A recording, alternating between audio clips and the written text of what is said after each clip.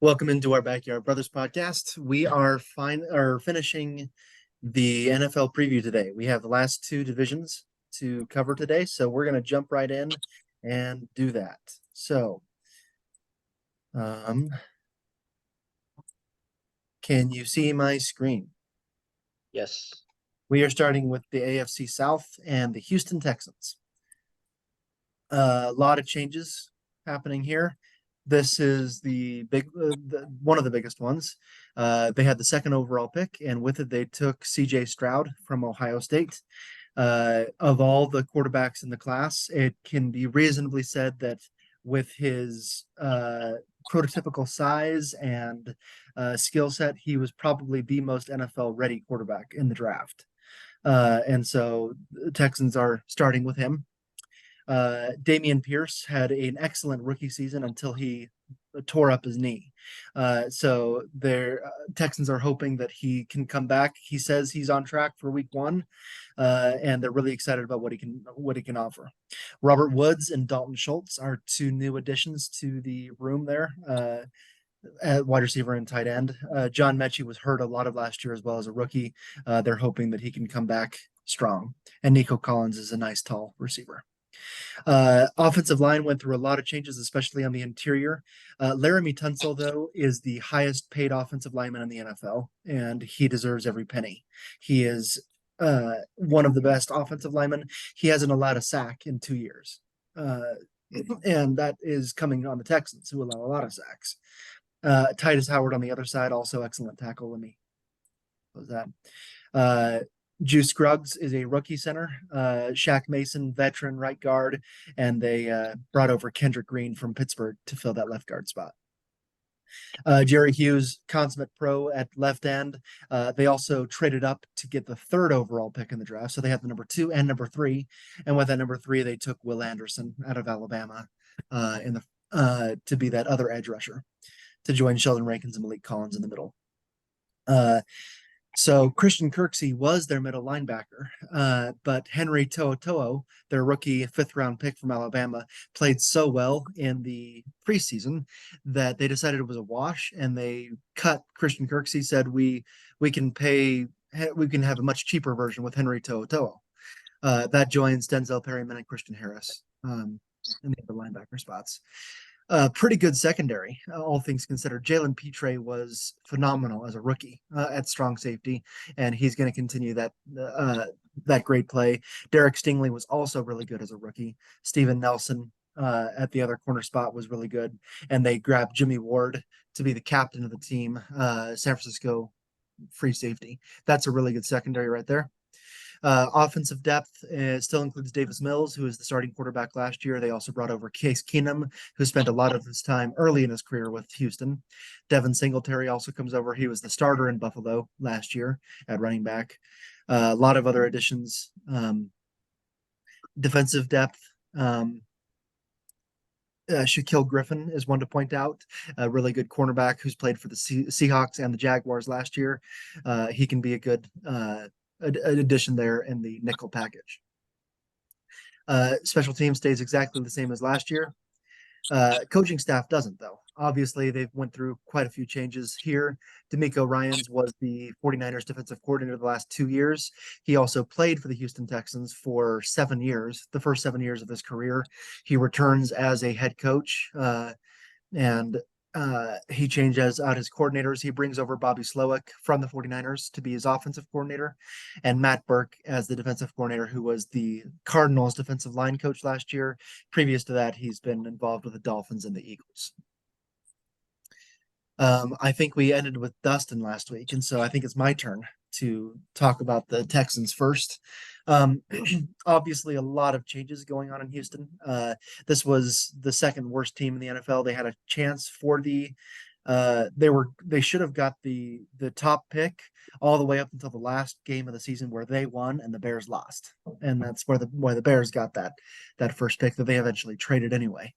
But so the Texans, I really like what they've done. I like D'Amico Ryans as a coach. I think he communicates well with his players. He's going to get this team to play really well. I really kind of like what the Texans have. Obviously, they're young, they're raw in a lot of positions. It's not a playoff team, but it's a team I think that's going in the right direction already, even without seeing them play a single game. I like where they're going, and I think the Texans can make some noise. They can win, 6 or 7 games this year, which is a big improvement from last year's 3. So that's what I think about the Texans. Cody. Yeah, I'm really high on the Texans this year.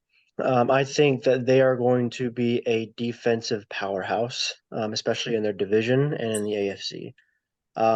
D'Amico Ryans was an excellent defensive coordinator for the 49ers. We know that already. He's a great defensive mind. He is a great defensive player when back in the day. He's just really, really good defensively. And then we just looked at that defense. They have a lot of the good pieces, and Will Anderson, I'm really high on as well. He's gonna be, in my opinion, I think he's kind of like an edge rusher version of Micah Parsons. He kind of reminds me of Michael Parsons a lot. Um, so I'm really high on this defense.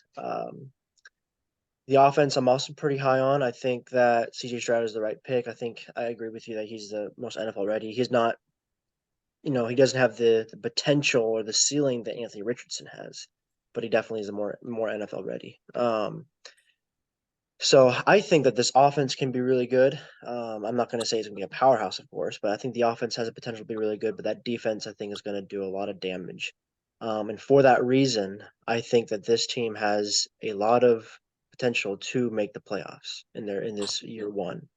It won't be a pretty playoff team, but I think they have potential to do it.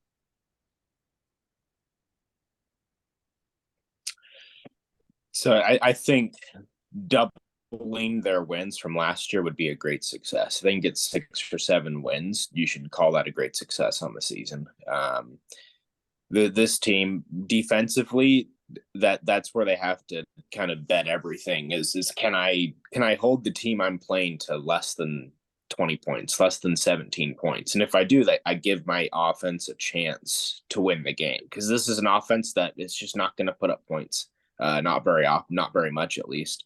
And so it's all about that defense being able to keep the other team under 17, under 2 or 3 scores. With the AFC in general just being so strong and so offensively powered, I don't see this team winning more than 6 or 7 games, but I think that would be a great success if they do. Yeah.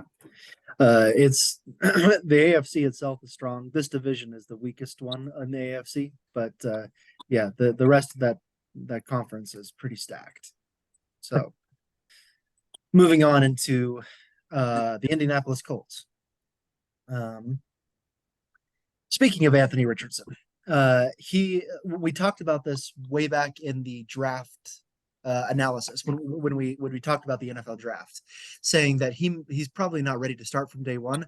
Well, guess what they did? They have named Anthony Richardson the starter from day one. So he's the fourth overall pick, and he's looked good enough in the preseason to give him the green light to start from day one. He's only played about 17 college games in his career. It's not very much. He has a huge arm, and he can run really, really well. You can see his size. He's huge for a quarterback there, but he runs really well, very athletic. He's just extremely raw. So we'll see what happens there.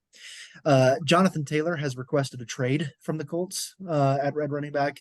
The Colts have not found a suitor that they like, a package that they like. Whether Jonathan Taylor reports to camp, whether he plays week 1 or continues to hold out for that trade, we don't know yet. Right now, he's a Colt, so we'll see about that going forward. Michael Pittman, Alec Pierce, 2 pretty good receivers. Michael Pittman has been really good the last few years. They bring over Isaiah McKenzie from the Bills, and tight end Mo Ali Cox has played fairly well in the last few years as well. Offensive line, Quentin Nelson continues to be the best player at that position. This offensive line was a disaster last year outside of Quentin Nelson. But they bring all 5 back, hoping that Bernard Raymond can be better from his rookie season. Braden Smith on the right side has been fairly consistent. Ryan Kelly has been a Pro Bowler in his career previously. Last year was really bad. And Will Freeze at the right guard has been pretty disastrous. But this was a bad offensive line. Quentin Nelson continues to try to anchor it as best as he can. DeForest Buckner and Grover Stewart make up one of the best defensive tackle combinations in the NFL. Kwity Paye had a pretty good rookie season. Samson Ebukam from the 49ers was brought over to try to increase that edge rushing capacity. Shaquille Leonard was hurt a lot of last year. This is a guy that has led the NFL in tackles for 2 seasons. He is a really, really good player. Hopefully he can be returned to full strength this year. The other 2 guys you can see there. Kenny Moore has been a really good cornerback, although he plays more of the slot corner. Whether he continues to play slot corner or because of lack of options will move to the outside, we'll see. They drafted Julius Brents in the 2nd round out of Kansas State to be that other outside corner.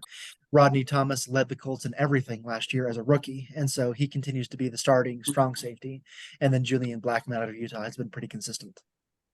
Offensive depth, they do have 2 backup quarterbacks. Gardner Minshew was brought over from the Eagles, and Sam Ehlinger tried his hand a little bit last year to no success at all.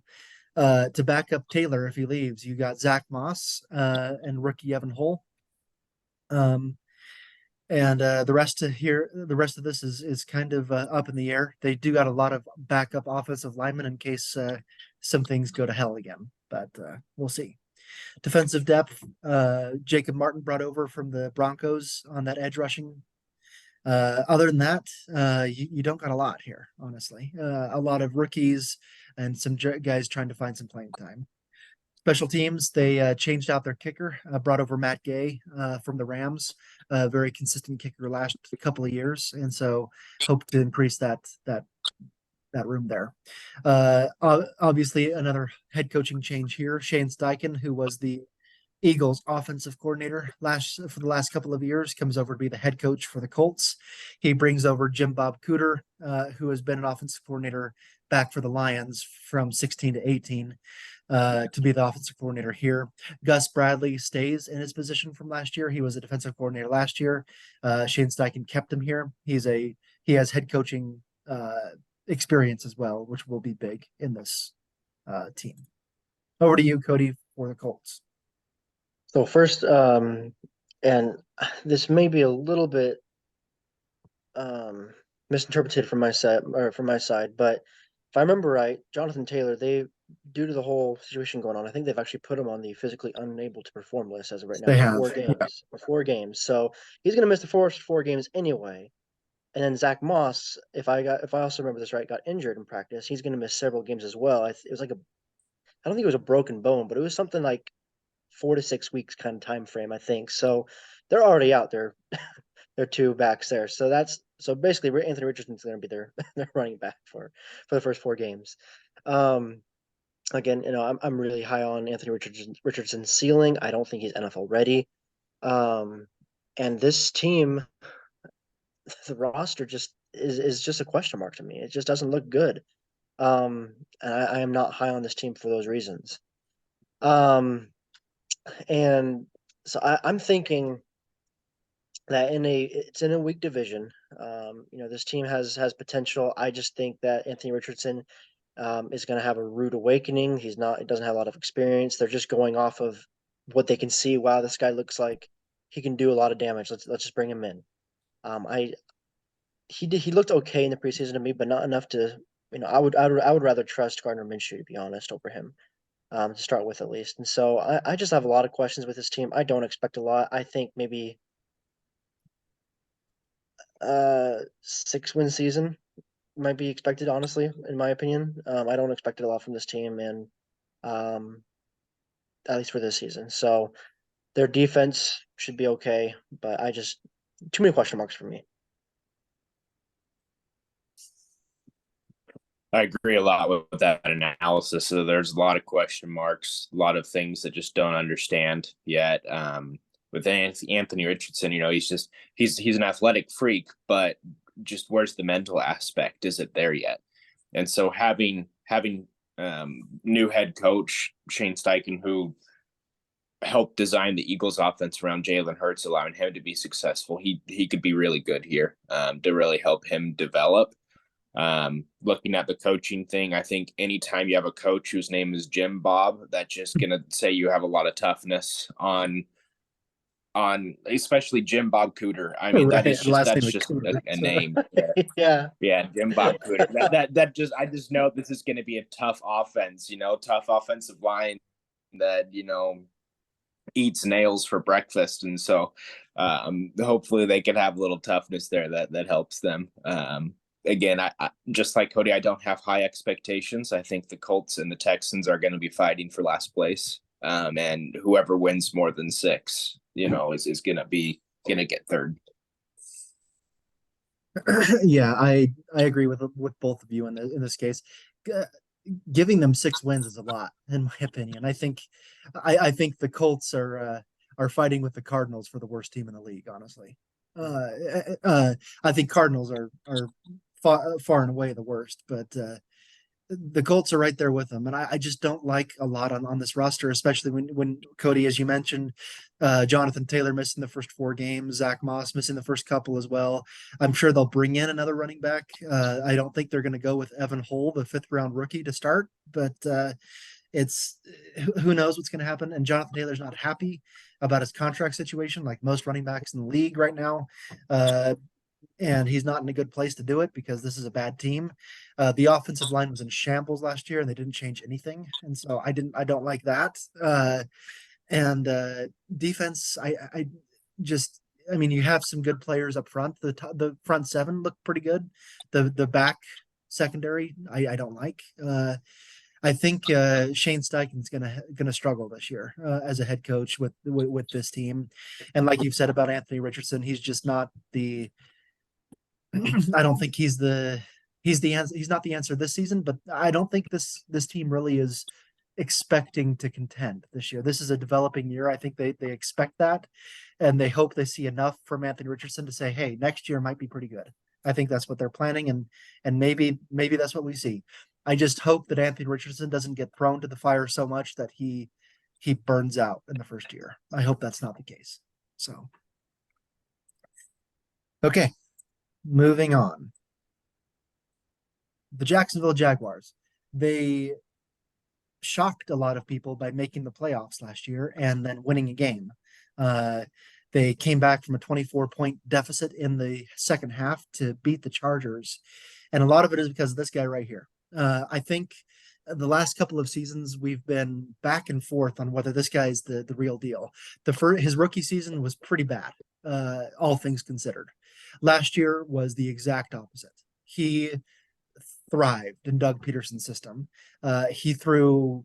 I wish I would have looked before, but he threw almost, I think, 30 touchdowns last year and less than 7 interceptions. He was fantastic. He went to the Pro Bowl, and he looks like the future in Jacksonville for many, many years to come. Travis Etienne was hurt his rookie season. Last year, he showed why he was also a first-round pick. He was excellent. Christian Kirk was really good at the top receiver position along with Zay Jones. Evan Ingram had his best season as well in his career at tight end. Calvin Ridley was traded late last season from the Falcons to the Jaguars. Remember, he was suspended all of last year for gambling. But previous to that, he was a pretty good player in Atlanta. And so that's adding to this weapons. Cam Robinson at left tackle is suspended for the first 6 games of the season. And they decided, we're just going to start Walker Little and probably keep starting Walker Little because he's been our future for a while. So he's going to get the start at left tackle. They drafted Anton Harrison in the first round to be the right tackle. The other, Ben Barch, was hurt for a lot of last year at left guard. And so really you have the 2 guys at center and right guard that are returning, and they're 2 of the better ones. At defensive line, Lorenzo Fatukasi, say that a few times fast, has been really good. And Roy Robertson Harris also. And the linebacker, you got Trayvon Walker, last year's top pick. He wasn't great as a top pick last year. He made some plays, but never really a whole lot of big ones.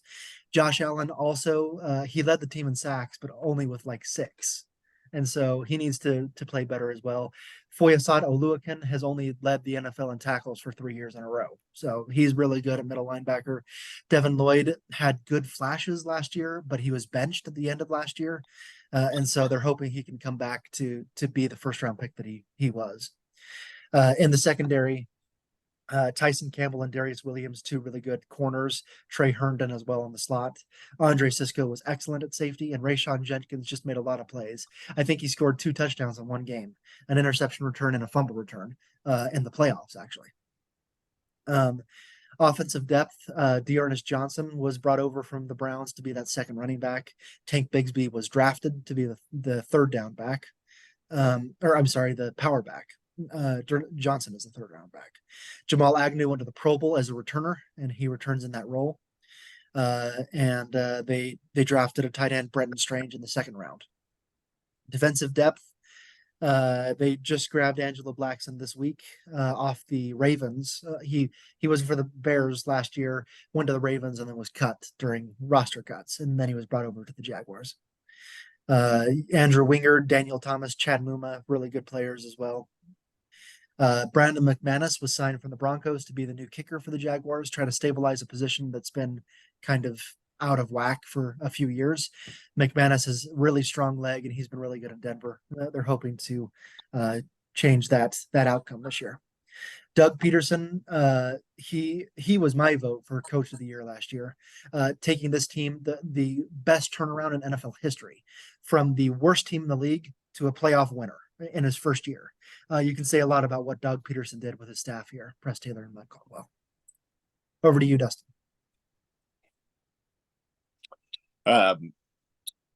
So I'm high on the Jaguars. I don't expect to see any type of regression. I expect them to continue to do well. Have a 10-win season. I think their offense is great. I think Trevor Lawrence has really blossomed and is starting to earn the potential that a lot of people have put on him, and so I'm happy with that. Overall, not too much analysis on this team other than I'm bought in. As you said, 2 years ago, this is a team that won one game, and now I expect them to win 10, 11, 12 games. And so I'm high on the Jaguars. Like to hear your analysis now. Yeah. Everything good that came from this team came from Doug Peterson last year. He was, like I said, Brian Dable earned it as well with New York. He did win it, but Doug Peterson was my pick for the turnaround that he did. This Jaguars team was the worst team in the league 2 years in a row. They had the top pick 2 years in a row, and suddenly when Doug Peterson comes in, they win the division. They go to the playoffs. They win a playoff game, and they put up a fight against the Chiefs too in the divisional round. And so.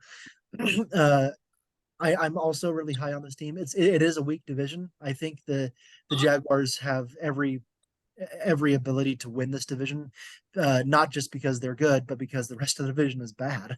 And so I think the Jaguars win this division fairly comfortably, honestly. And so, like you said, Dustin, 10, 11, 12 wins, that sounds about right for this team. They're not the best in the AFC. I don't think this is a Super Bowl contender, but it is a good playoff team and one that is only going to get better. I like what Trevor Lawrence's development. I think he's going to become, maybe in the next couple of years, he's going to become one of the top 3 quarterbacks in the NFL. I think he has that potential. He is really, really good, and I really like what this team has done. And they've completed this rebuild much quicker than anyone expected, and now they're running free. So my take on the Jaguars is probably going to be the boldest take of the entire preview. First off, I think Trevor Lawrence is a good quarterback and he is reliable, but he is not a top 10 quarterback in my opinion. I am waiting for him to continue to prove me wrong. Let's have him do 30 touchdowns and 5 interceptions again next season, and then I'll start believing he's top 10. But as of right now, I think that the success last year was all because of Doug Peterson. So I think he's a good quarterback. He's reliable, but I would not put him as a top 10 quarterback. I think this is a good team, and this is where my bold prediction comes in, they are going to be fighting for that number 1 spot. I don't think they're going to comfortably win it. They're going to be fighting for that number 1 spot with the Texans. And that's my really, really bold pick. And we'll talk more about that when we get down to the standings. But I think I don't think any team in this division is going to be winning more than 10 games. I don't think any team in this division will do that. I think 9 is the ceiling for any of those teams. And that, again, we said this is the weakest division. Whatever team wins this division and moves to the playoffs, I don't think they're going to advance to the second round of the playoffs. So that's my analysis of the team. I think that they have a lot of good pieces in place. The coach is the best piece in place right now. But in my opinion, I need to see it happen again to really believe in them right now. So I think that it could have been a miracle year. We've all said that there's always that one team who has a great year and then plops down. Jaguars might be that team. But I think they'll definitely be better than the Colts. So, but I that's my bold take, is that they will be fighting for the number 1 spot. One pushback I'll have for you, Cody, is that the last half of the season, Trevor Lawrence had the best passer rating of any quarterback in the league, including Patrick Mahomes. The last 7 or 8 games of the season, it was Trevor Lawrence that was leading the NFL in passer rating. Patrick Mahomes was number 2. Jalen Hurts was number 3. And so he proved it for a while. And 7 games is not the best sample size, but I like it. Yeah. Right. And that's just my main point. Like he's good, he's reliable. I think, like as you said, I think a lot of the success came from the scheme that he's been put in from Doug Peterson. So I think Doug Peterson's the MVP of that team last year. Okay. Moving on to the Tennessee Titans. Now, after 10 games, the Titans were 7-3. Based on where they were and based on where the rest of the division was, the Titans had about a 90% chance to make the playoffs last year. The only thing they didn't have to do was lose their last 7 games in a row. Guess what they did? They lost their last 7 games in a row and fell out of the playoffs. So now they're recovering. Ryan Tannehill was not given a contract extension. He's essentially been given, this is his lame duck year. There's nothing beyond 2023 for him in Tennessee. So he's playing out his last year. He'll be somewhere else next year is what most people believe. He has been good, but last year was a down year for him. But he is the starter going into this year. Whoops. Derrick Henry, another all-pro season. He rushed for another 12 or 1,300 yards last year. He is still the best player on this team. Wide receiver was a huge need for the Titans. Not only did they not have a great receiving core last year, but their top receiver left to the Texans, Robert Woods. And so they won the sweepstakes by being able to persuade DeAndre Hopkins to come to Tennessee. So he's the new big face in Tennessee. DeAndre Hopkins, one of the best receivers in the NFL, will be in for the Titans, along with Treylon Burks, who was okay as a rookie. Chigozie Okonkwo, say that another 5 times fast, was really good as a rookie at tight end, and he'll continue to play in that role. Offensive line pretty much changes everything. Andre Dillard was a first-round pick for the Eagles. He never really started in Philadelphia, but he's going to start at left tackle in Tennessee. Peter Skoronski was the Titans' first-round pick this year. He was a college tackle, but he's going to move over and start at left guard. Daniel Brunskill played everywhere. He started in every single position, left through right in San Francisco.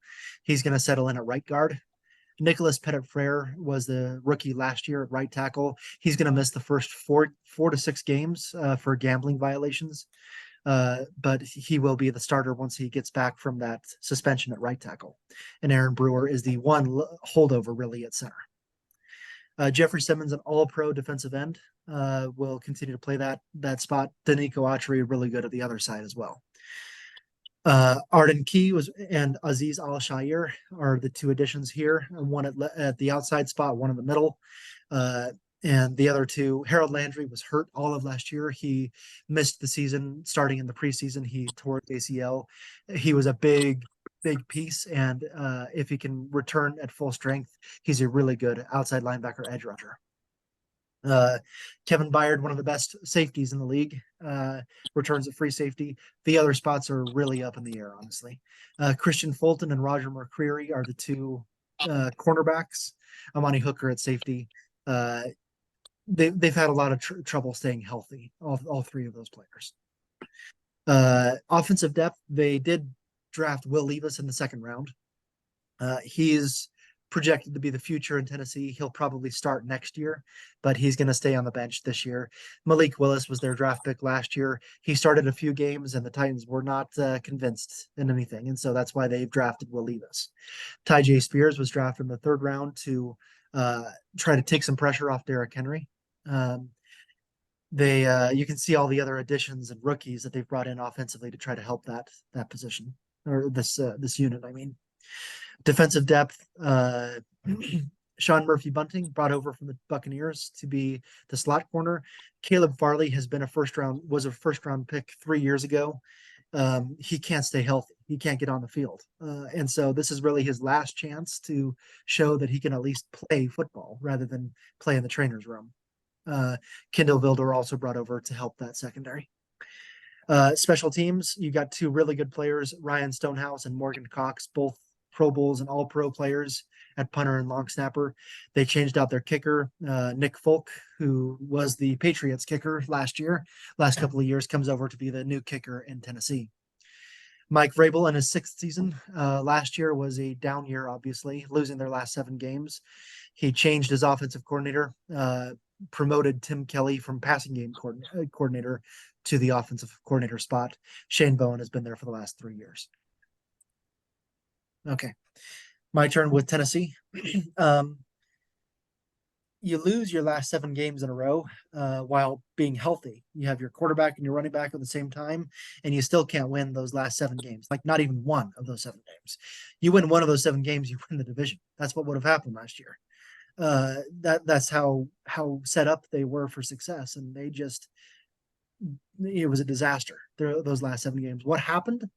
Offense didn't score any points. Defense was fairly good. Offense didn't do anything. Even with Derrick Henry, even with Ryan Tannehill playing as a starter, and DeAndre Hopkins will help, but you don't really have anyone else besides him, and so everyone's going to focus on DeAndre Hopkins. I think the Titans will be good enough to finish second in this division, just because of what else you have in this division. But that doesn't mean they're going to be a playoff team. I don't think they're going to make the playoffs. I think this is a lame duck year, just like Ryan Tannehill, before they go a full rebuild mode and just trade off everything and start over from scratch. This is a team that's going to win 7 or 8 games, which is good enough for second place. I think 7, 8, 9 games maybe. But that's about it. And then they're going to tear everything down and start over. Whether that means Mike Vrabel is gone too, I don't know, but we'll see. So over to you, Cody. I'll start with the quarterback situation. So Ryan Tannehill was kind of in this situation before where he was not doing okay. He was not doing good. He needed a change of scenery. He came over to Tennessee. They're saying you're going to be backup at best, okay? And I think he beat out Marcus Mariota eventually and was able to play great. And he did so for 2 or 3 years. And then starting to show his true colors again. I think that, knowing that this is his make or break year or lame duck year, whatever it is, kind of what you're saying, I think that he's going to play good for a few games, but I think there's going to come that game where he just starts doing really badly, and then from that point forward, his confidence is going to be shaky, and that's going to be a lot of the reason that this offense doesn't do very well. Derrick Henry, as always, will probably be the best player on this team. DeAndre Hopkins is a great addition. He's in his 30s now, right? I think he's in his 30s, somewhere around there. So, he's not slowing down or anything. But there's, I guess, I expect him to do well, but I wonder how good he can do for this team, especially with a shaky Ryan Tannehill throwing him the ball. The defense, I think, will be the same as last year. So because of that, I kind of agree. I don't think that this is a playoff team. I'd see maybe 8, 7 wins maybe for this team. And and Derrick Henry might want to trade after that point, and they might have to do that anyway just to be able to do a rebuild. So I don't expect a lot from this team. Yeah. Yeah, I think we're all in agreement that this is a team whose a lot of the star players on the team were in their prime 2 to 3 years ago, and just starting to go down. I think that they've made some good choices and that they really try to revitalize the skill by bringing a lot of youth, bringing a lot of energy back to the team, and hoping that that can be kind of a spark plug to get them winning games consistently again and winning the division. So I really like the idea, but I think I'm also in agreement that where I'm expecting a mediocre season, somewhere flirting around with 500. I'm kind of hoping that we get the same King Henry that we saw a couple years ago, another almost 2,000-yard season, something like that, and that can revitalize and get them 12 wins. But I think just like you, it's just hard to see that happening. I think they've taken the right strategy though in trying to get there. Yeah.